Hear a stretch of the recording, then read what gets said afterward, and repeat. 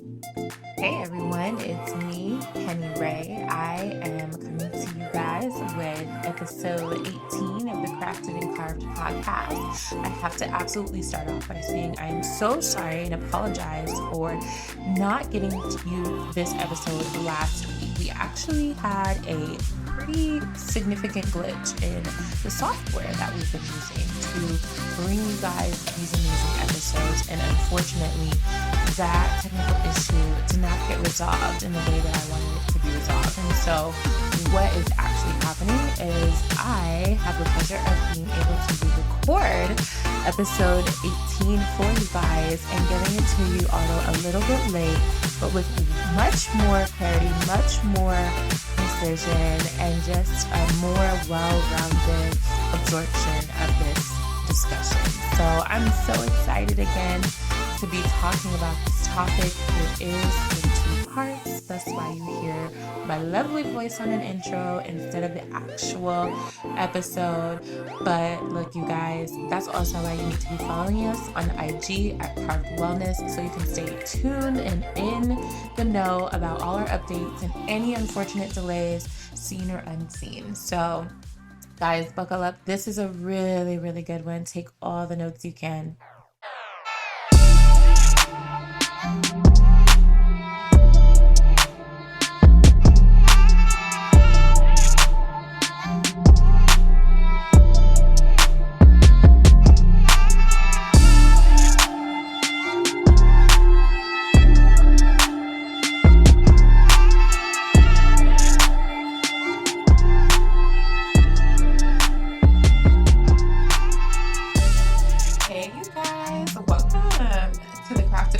Podcast. My name is Kenni Rae. I am so happy, as always, to be here sharing another episode of our incredible podcast with you guys.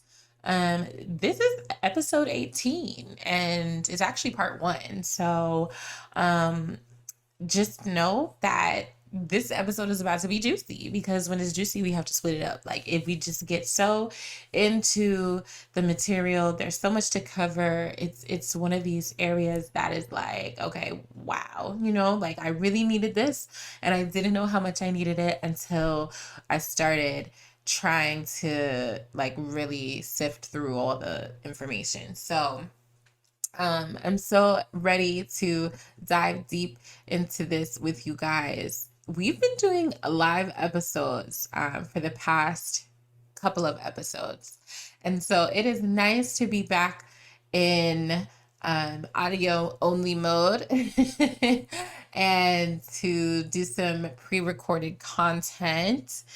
And honestly, I want more feedback from you guys with respect to how you liked the live episodes. Did you get a chance to catch the live? Could you tell a difference between, if you didn't catch a live, could you tell a difference between the pre-recorded episodes and the playback of the live recorded episodes? Because all of our live episodes, of course, are playbackable. Is that a word?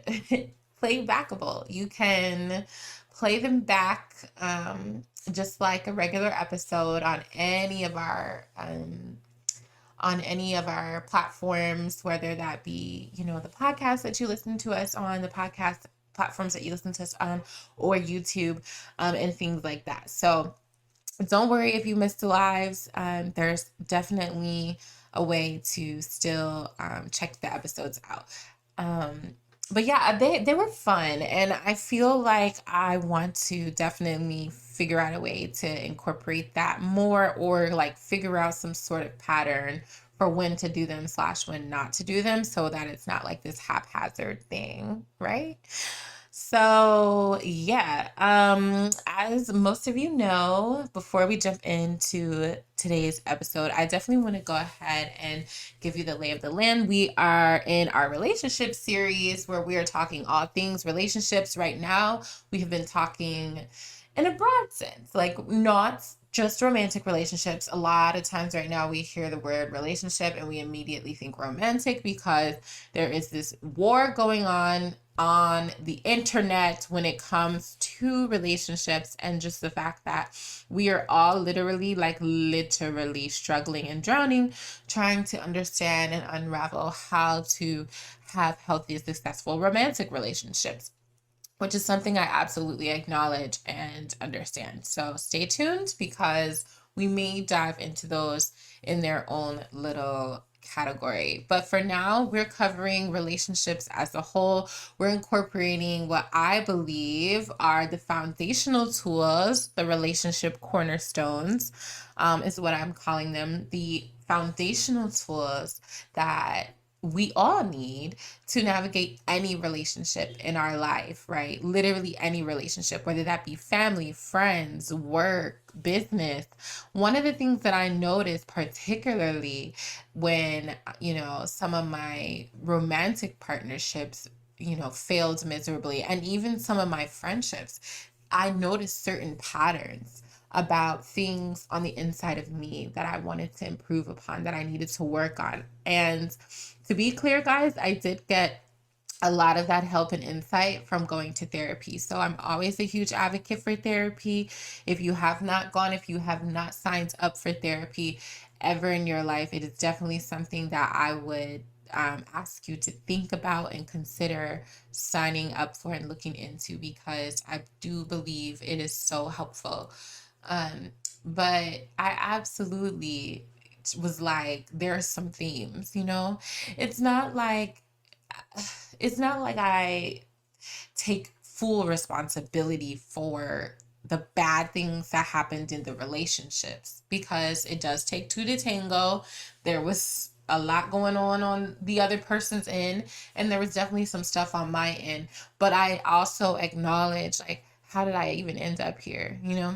If this relationship is so bad, and or I believe that this person is so bad for me, how did I end up here? And so I began to kind of really realize a pattern within myself, not even just in the selection or the choosing of the people that I was choosing, but how I started the relationships off. What sorts of characteristics and traits and things within myself allowed me to open myself up to be treated this way by this person. And again, we're not excusing them from their responsibility, but I'm a huge believer in, I'm the only person that I can control, just me, myself, and I. So I want to look into the things that I know that Kenni can resolve within herself, and that is all I can do.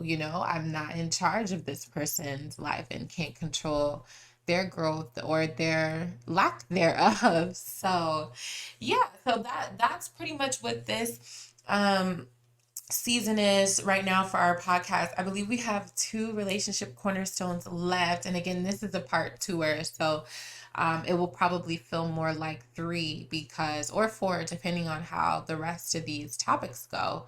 So yeah, this is um a really incredible relationship cornerstone. Oh, wait, before I do that, yes, our disclaimer for the relationship series, which I feel like I kind of folded it in today with the breakdown of the relationship cornerstones, like the disclaimer for when you, as the consumer or the audience, are listening to these episodes. One thing that I need to make sure that I say is that we did 11 episodes prior to this. Okay, 1 through 11. They were our foundational series episodes, the first 11 episodes of this entire podcast, where we break down the things that you need to do for yourself. And look, it may be more or less than those 11 episodes, depending on who you are and where you're at in life.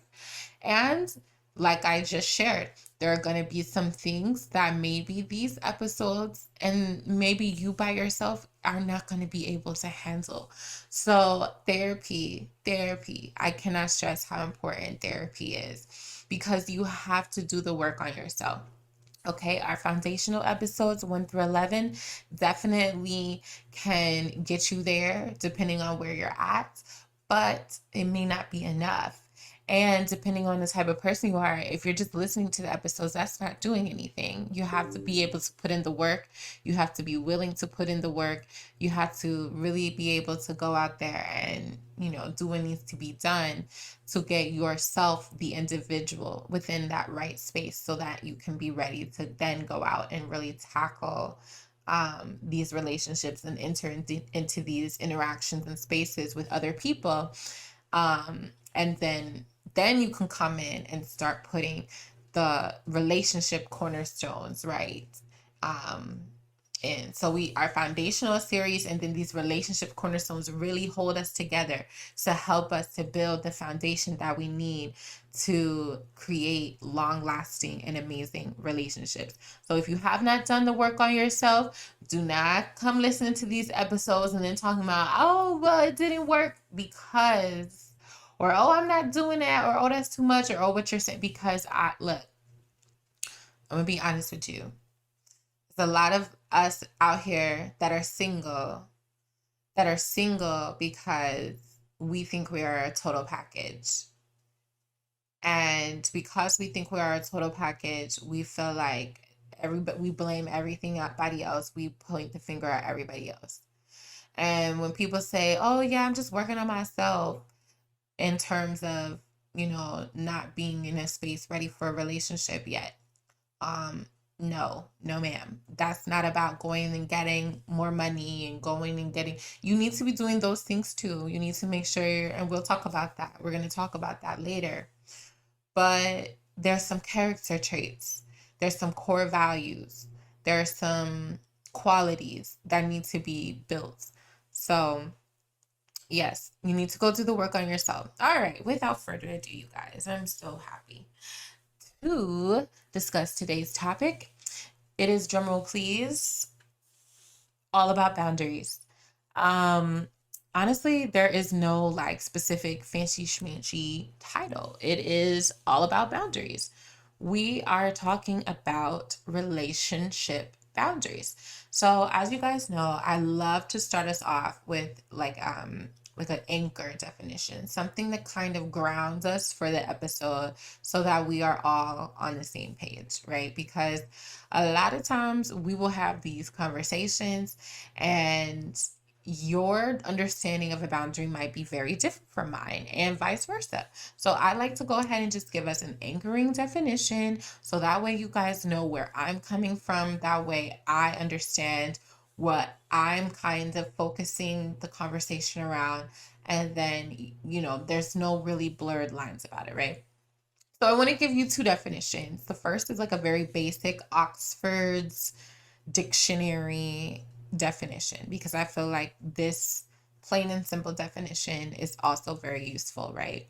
So a boundary is defined as a line that marks the limits of an area.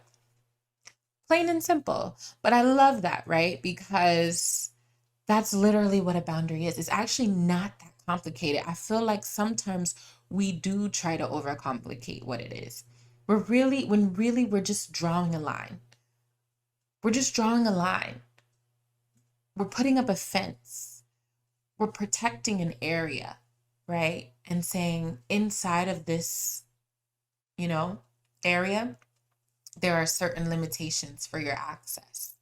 You can't access unless you have the right requirements. This is an area of limited access. And I love that, right? Because yes, that's what we want to convey, but how do we convey it? By simply drawing a line, right? So the American Psychological Association gives us a more scientific, if you will, or not scientific, but just a more profound definition of what a boundary is in the context of relationships. So let me read this for you. It says a boundary is a psychological demarcation that protects the integrity of an individual or group, or that helps the person or group set realistic limits on participation in a relationship or activity. So it's literally a more nuanced explanation of what I just shared with you, right? Instead of drawing, because we can't draw with a piece of physical chalk, right? A line in terms of our relationship boundaries, but instead it is a psychological demarcation, a psychological line. Like we are coming up, we're thinking of ways to protect the integrity of ourselves, of or a group, depending on, what situation you're in. Um, I suppose if you're doing like a business dealing, it could be more than you. So you're creating in your mind, you're coming up with ways to protect the integrity of yourself or a group so that you can convey realistic limits, realistic limitations on participation in the relationship or activity. So in order for you to become my friend, I need to see that you consistently, that there's a mutual, consistent engagement and interaction between the two of us, that I'm not always the only one reaching out. I'm not saying that it has to be like that. That doesn't have to be your requirement for friendship. Maybe you don't care. I actually don't, I use that example, but I'm the one that doesn't care. Like if you don't reach out all the time, it's not a big deal. Um, and it also depends. It can look different for different friends. So yeah, in other words, boundaries are tools that allow us to choose what we are and are not comfortable with within a relationship or an activity. And so honestly, you guys, I definitely have to pause for all my people pleasers. I have got to take a moment for all of my fellow people pleasers or reformed people pleasers, because you are probably like, we get to choose what we are and are not comfortable with in a relationship? What? I didn't know that. Yes, honey. Hi. Hello. Today is the day, where you first learned that you actually get to choose what you are and are not comfortable with within a relationship. You do not have to conform yourself to what everyone else is comfortable with in order to exist within that relationship. You get to make decisions. You get to make decisions about your own happiness. All right?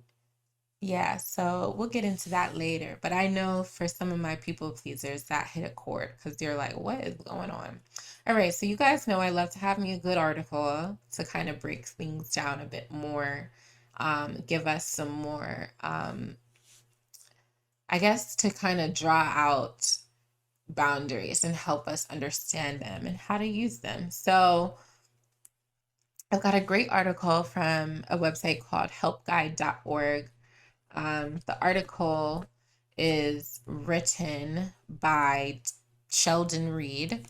Um, what I love about this article is that it spells out several different types of healthy boundaries. So basically helping us to understand that personal boundaries come in several different forms. And so there are obviously going to be certain types of boundaries that work better for certain relationships than others. And some boundaries obviously will not apply to certain relationships.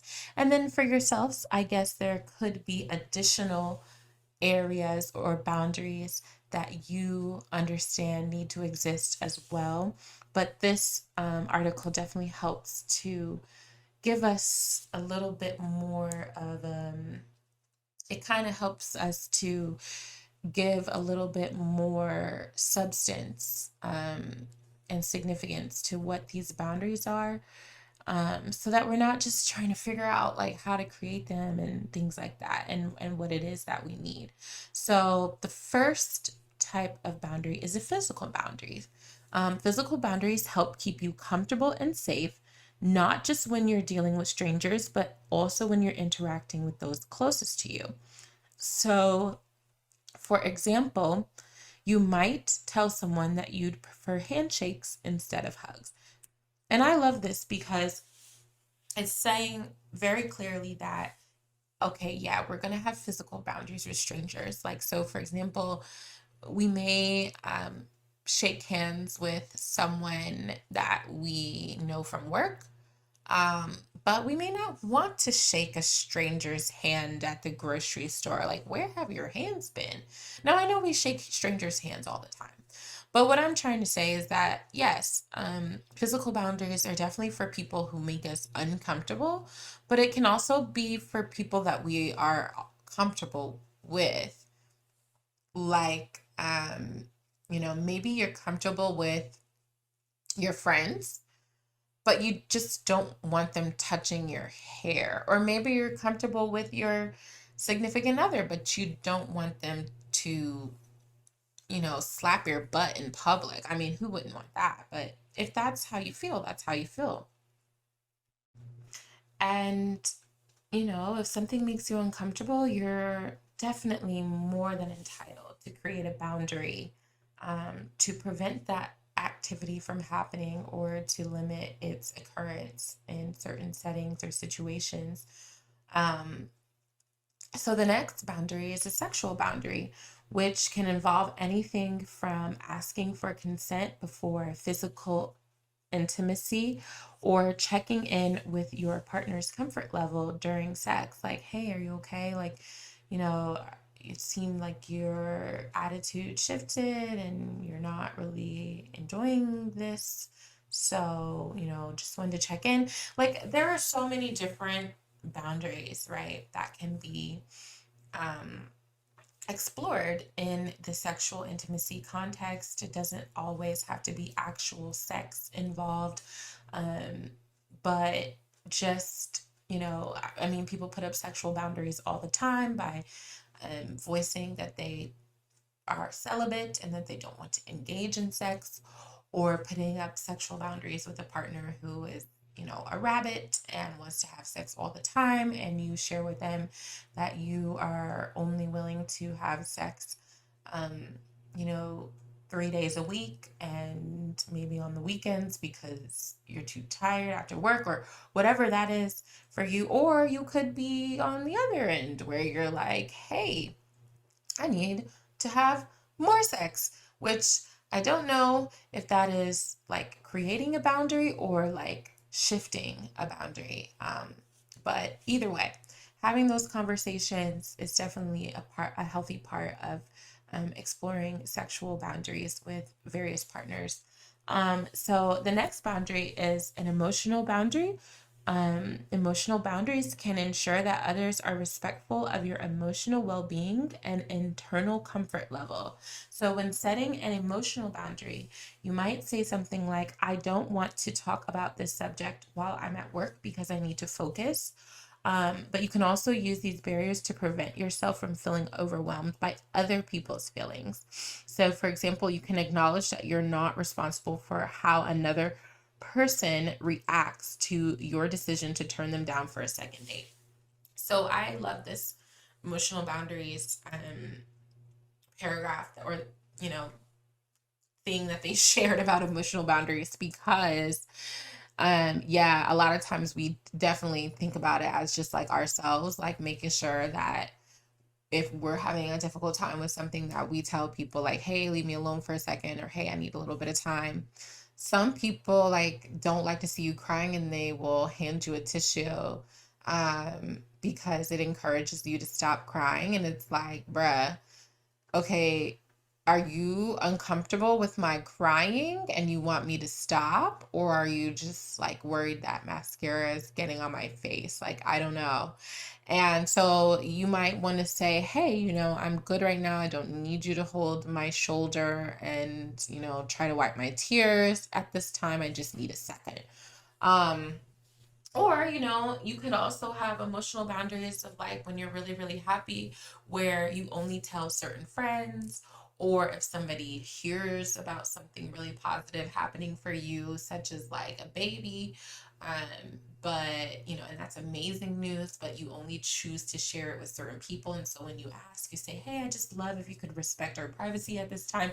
There are different levels, obviously, of emotional boundaries to protect your own emotional well-being. And I think we use those pretty regularly. Sometimes we don't, but I think those are probably some of the more easier ones to recognize. However, the second tier that they talked about with respect to putting up boundaries and barriers to prevent ourselves from feeling overwhelmed by other people's feelings, um, it's more so about setting boundaries within ourselves, and giving ourselves that individual and internal acknowledgement of something so that we will put that boundary up and that wall up and say, no, girl, that person is sad about that. That's really unfortunate, but that is not our fault. Like, we had to do this thing for ourselves, and this is our decision, and we feel good about it, and we stand in that, and we did the best we could to deliver this information the best we could. And so that reaction that they're having is very unfortunate, but hey, I'm going to let that be what it is, and I'm going to go ahead and move on and help, just pray that that is worked out in its own time. Um, there are also material and financial boundaries. These types of boundaries extend to your belongings, such as money, clothing, car, or home. So, if you are a charitable person, you might have a hard time saying no to people who want to borrow items. However, people may intentionally or unintentionally take advantage of your goodwill, and then you may notice your own resentment beginning to build. So, when you are setting a material restriction, you might want to say something like, you can borrow my phone charger, but please put it back when you are done. Or, no, I'm sorry, I cannot loan you money for new shoes. Yeah, so obviously, telling somebody no is setting a boundary, but also in general, we oftentimes have boundaries, especially in our our community, the Black community. If you come into a Black person's house, regardless of if the house is from 1875 or 2023, we're gonna ask you to take your shoes off. Like, that's just the reality. Now, I'm not that type of person because I don't care. I want people to be comfortable when they come into my home, and so if they're comfortable taking their shoes off, they should do that. um, but if they're not, especially if it's like their first time in my house, I'm not gonna ask them to take their shoes off. So I guess I just kind of proved my own point wrong. However, I walk around with no shoes on. And what I will ask you to do is, if you are sitting in my home and you have a drink or something like that, you're definitely going to be using a coaster, okay? And I will get very frustrated when you see this pack of coasters in front of you and you still put your cup on the glass table. Like, that is so frustrating. Like, what is the purpose? So that's a boundary for me because I have a nice glass table. I want people to value this nice glass table. They may not do so without me explaining to them my boundary. So my boundary of them using my glass table is to please use a coaster, right? Otherwise, do not set your cup on my glass table. You do not have access to my glass table.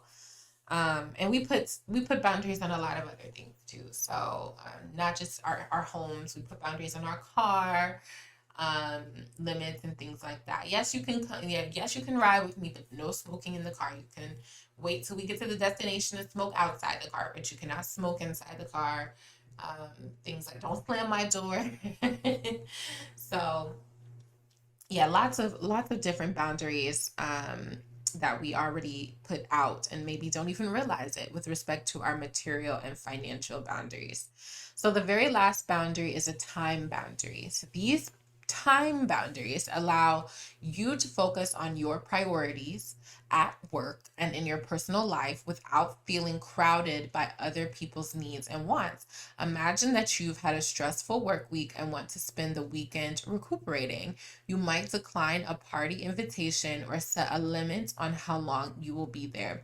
Other time related restrictions could include asking a friend to avoid calling you during work hours or asking a partner to delay an important conversation until a more convenient time. So, yes, so many time boundaries, that we probably also already do naturally.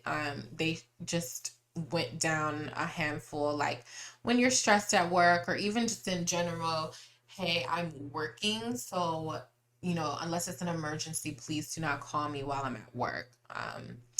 And yeah, so we've got, I believe, 5 different boundaries that have been categorized: physical boundaries, sexual boundaries, emotional boundaries, material and financial boundaries, and time boundaries. So, a lot of areas, right, for you guys to go ahead and already be thinking about in terms of what might be missing in your own life, what might be some boundaries that are not.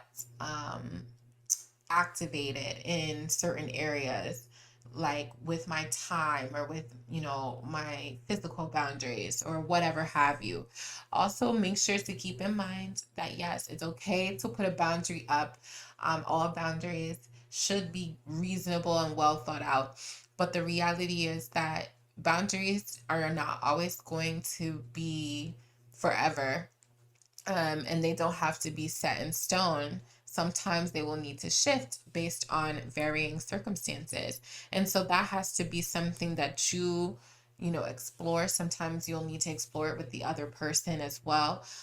One good example is that your initial boundary may be that you have this loose financial boundary set up with your family members to help them pay bills when necessary. However, now you have lost your job, so you decide you have to set tighter boundaries with them to protect your financial well-being. Um, and so another one could be that you agree to work extra weekend hours to help out a coworker, but now you have a newborn, so you have to cut back your hours and spend more time at home. So yeah, all sorts of boundaries that can be kinds of tweaked, shifted, and addressed as needed. Everything doesn't require a boundary, right? So you just have to kind of make a assessment for yourself, which is why I'm always encouraging you guys to journal so that you can really kind of just explore your heart and your head about various things that you're dealing with in life so that you can really understand what's affecting you and how.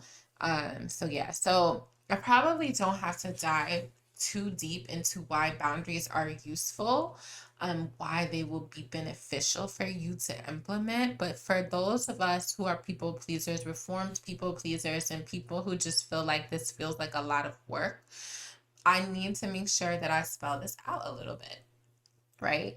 I think it's so important for us to have boundaries because they can act as a guideline for the people in our lives. That this boundary actually gives them the roadmap and helps them navigate how to interact with us, how to behave around us. This helps people understand what is okay and what is off limits. And it also helps us to know what that is for ourselves as well. Because sometimes we feel like we're not okay with, and then we realize, oh, it's not that big of a deal. But sometimes we are acting like it's not that big of a deal, and then it actually is.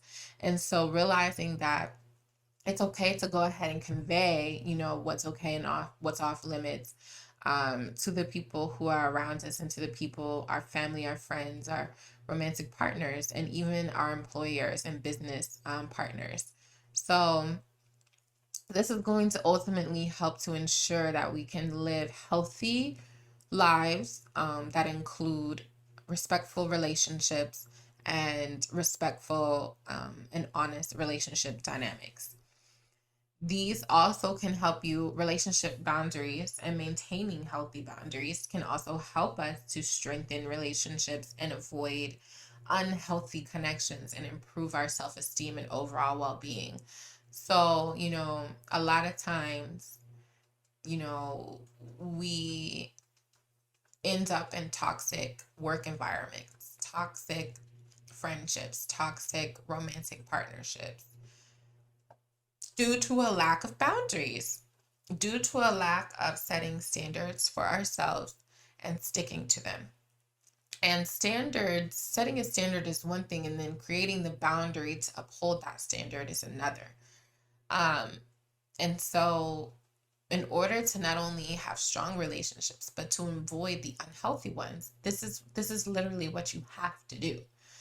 Um, and it'll also help you to improve your self-esteem, because when something is protected, when something has a boundary around it, like think about that. Like when something has a fence or a boundary or has a limited access sign, is it's because somebody is trying to signify to us that the contents behind that thing are very valuable, or it's of significance, or it's of importance, and so it has to be protected.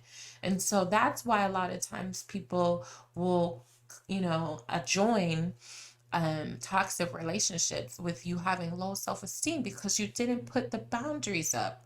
You didn't put the boundaries up to protect yourself. You didn't put a fence around you to protect yourself. You just let anybody have access to you.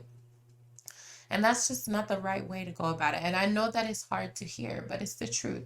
Is that you have to have, if you truly value yourself, if you truly believe that you are so worth millions of thousands of whatever in gold and unexplicable value, indescribable value, then you have to protect it. You have to guard it. You have to, um, limit access to certain authorized and qualified users and individuals. So I definitely wanted to make sure that I stress that to you guys. Some other things that you can expect to encounter when you have um, put up some healthier boundaries is that it encourages autonomy and can reduce codependent habits, right? So, how many times have we heard about the codependent narcissistic relationships? Codependents usually end up in narcissistic relationships. And this is true with me in my experience. And, um, a lot of times the lack of autonomy or the ability to feel autonomous in a relationship stems from a lack of boundaries, and then letting someone kind of come in and try to tell, like, try letting someone come in and essentially uh, not necessarily dictate, but kind of take the seat in the operating room or the control room, and they don't have they just they shouldn't have access to it. They just shouldn't. And then you've already given them full access. um Healthy boundaries can also help to serve to help set expectations when interacting with others. We definitely covered that. And give a sense of empowerment and self-respect, ensure your physical and emotional comfort, clarify individual responsibilities in relationship, and separate your wants, needs, thoughts, and feelings from those of others. Yeah, so all of this is really good. It really helps to bring clarity, vision, and purpose to interactions with other people. And I think like the biggest theme about this podcast and everything that we've been doing and trying to navigate both relationships and our foundational self is intentionality, is walking into spaces and places with a level of intentionality that is so crisp, that is so clear, that is so purposeful, that no one can knock you out of that space. No one can knock you out of that. All right. So, one of the things that I wanted to share with you guys is um, how to apply your boundaries. Now, this is but before I really get into that, because I feel like, I don't really want to dive into everything step by step, because we're getting close to the end of the episode, and I definitely want, I think part two should cover the step by step. But I wanted to acknowledge some things, which is that something you may have been recognizing already, right?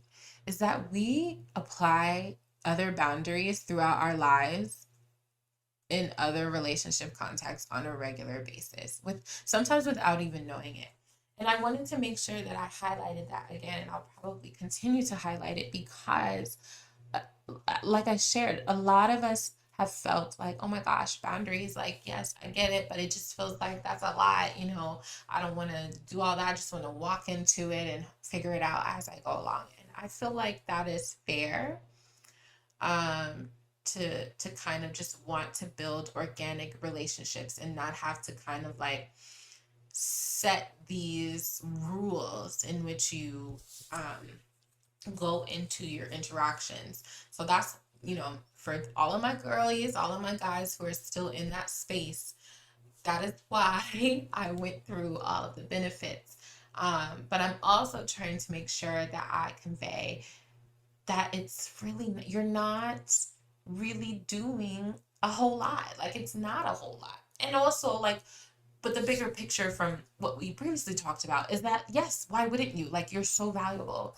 You're so amazing. You're so precious. You're so, um, incredible, that you need a safeguard. You need to protect it. You need to, you know, have something of a line of demarcation, if nothing more than to indicate to the others that this is a limited access area. And trust and believe people are going to test those boundaries. And then that's where this comes in, is that you have to kind of stick to these boundaries. And as I was sharing, we apply boundaries in our lives on a regular basis, sometimes without even realizing it. Like, when we say to ourselves, hey, I'm not going to eat any sweets because I'm on a diet. That's a boundary. That's a boundary. You're drawing a line, you're limiting access to yourself of what it is that you will and will not consume, because you value your body's overall health and well-being. And so, there are other, even more subtle um, aspects to which we um, create boundaries, such as, if someone stands too close to us in the checkout line, we might move a few inches to the left, or you might even say something, right? Because this person has stepped into the invisible boundary of your personal space, and you believe that personal space is valuable. You do not want them in it. Like, we create them all the time, subconsciously, without thinking about it. And sometimes we do it consciously and just don't realize that it's a boundary. A lot of times, boundaries that are conscious do require discipline. And any good thing in life that, we achieve is never earned without discipline. Any hard, hard working entrepreneur, or anybody that has ever achieved a large amount of money in life will tell you that that's pretty much all they preach, is like discipline. So, like, imagine if we could really just get discipline down pat, would be amazing, right? But a lot of times that people feel that discipline should be compartmentalized, so that we will have discipline in our work world, but then we will be undisciplined in our spiritual lives and in our healthy lives with eating and fitness. And we will be undisciplined in our relationship lives. But when in reality, you need to master discipline in every single last one of them. I mean, it's just not even possible to engage in healthy relationships without being disciplined. You need to be disciplined in the sense of, because look, we're disciplined when we say, oh, I'm not going to kiss on the first date, or I'm not going to sleep with that person on the first date, or I'm not going to give somebody my number, that I don't know yet. Like, we're disciplined with all of that stuff, or some of us are.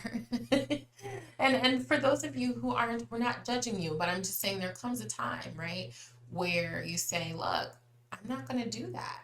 And that wasn't hard for you. Why? Because you had a mindset shift. You decided that the value is greater. And so because of that, the access must be limited, right? So I value this. I value my peace. Even if it's just I value my peace, and I don't want these men hitting me up all the time trying to come over. Like, whatever it is, you decided that you wanted to limit the access. And so when it comes to friendships, when it comes to work relationships, when it comes to romantic partnerships. Don't be afraid to limit the access because we do it all the time. It may take a little discipline, okay? But you are worth it. You are worth it. Um, so yeah, I just wanted to make sure that I um, explained that to you guys and just kind of gave you some um, just like a little breakdown, I guess, if you will, of what it looks like to put a boundary up in your life and in your relationship dynamics before we go into the real breakdown step by step of how to do it. Don't be shy. It's definitely something that we all need and can benefit from. So, all right, you guys, I am going to sign off for now. That is part 1 of our boundaries episode. I am so excited to give you guys part 2. It's going to be really great. We're going to be starting off with step-by-step application of boundaries and obviously how we can maintain those boundaries. So, check us out next Monday, Lord willing. All of our software will be working properly, and you can listen to all of the goods as we continue this conversation in our Relationship Cornerstone sub-series on boundaries. All right, you guys, I love you so much, and thank you for listening.